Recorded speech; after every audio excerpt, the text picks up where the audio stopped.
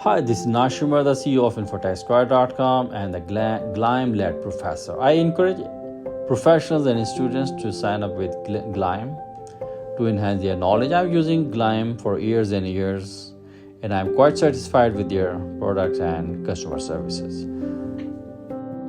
My today's topic is about the benefit of equity-based compensation. Companies give shares to employees as part of their compensation. But these shares come with conditions or restrictions. These conditions usually involve vesting period, which means that the employee must stay with the company for a certain amount of time before the stock is fully theirs. It is prohibited to sell or transfer the stock during the restricted period. When the conditions are met and the stock vests, it becomes unlimited and the employee can sell or transfer it as they see fit. In contrast to RSUs, restricted stock award RSAs are usually granted upfront and the employees own the shares right away, although there are restrictions until they vest. The goal of both RSUs and RSAs is often to keep important employees and align their interests with company's performance. An employee's compensation package can be enhanced by equity compensation, but it has its own tax implications.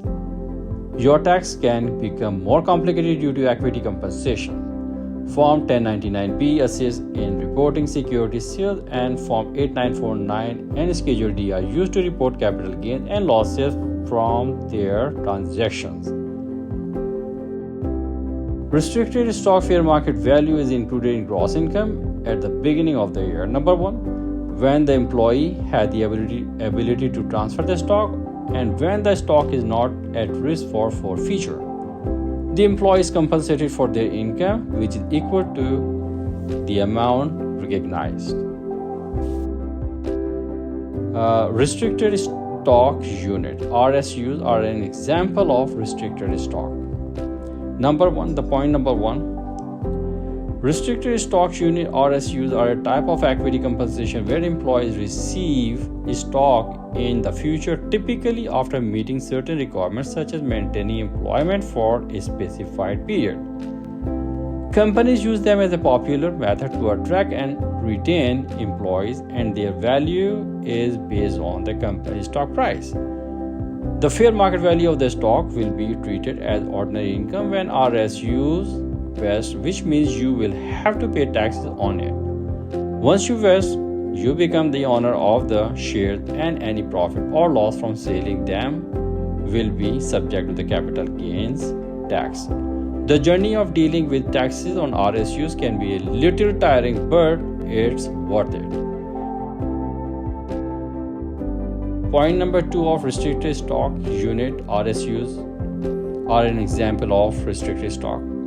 RSUs are a type of deferred compensation because you receive shares that vest over time, often with certain conditions being met, like continued employment. The stock won't be given to you immediately, but rather later it vests. When the RSUs vest, the tax implications are factored in. At the moment, the value of the stock becomes income and it is taxed accordingly. Any profit or loss from selling the shares after they vest and become yours is classified as capital gains or losses. Point number 3 of restricted stock unit RSUs are an example of restricted stock. The fair market value of the shares at that moment is counted as income when RSUs are vested and become yours. Your W-2 includes the amount and it is subject to payroll and income taxes. In short, taxes are paid upon receipt, not upon grant. The journey continues beyond that point. Capital gains or losses from selling these shares after they vest will be considered. The difference between the selling price and the market value at the time of vesting will result in taxes being due. Here is an example to determine the type of income as it relates to restricted stock as compensation. I'm going to present an example here. Ruchi received 200 shares of restricted stock on October 19, 2021, when the shares price is $40 per share.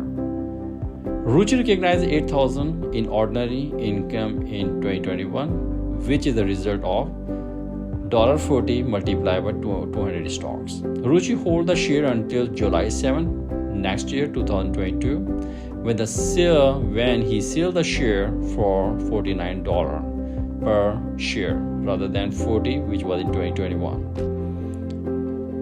Ruchi holds until 22. So Ruchi recognizes basically 1,800 in short-term capital gain 2022, which is a combination of $49 minus $40 multiplied by 200 number of shares.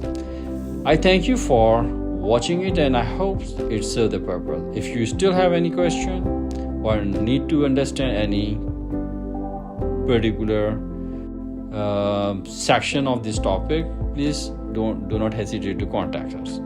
We are the team of EAs and CPAs. Thank you.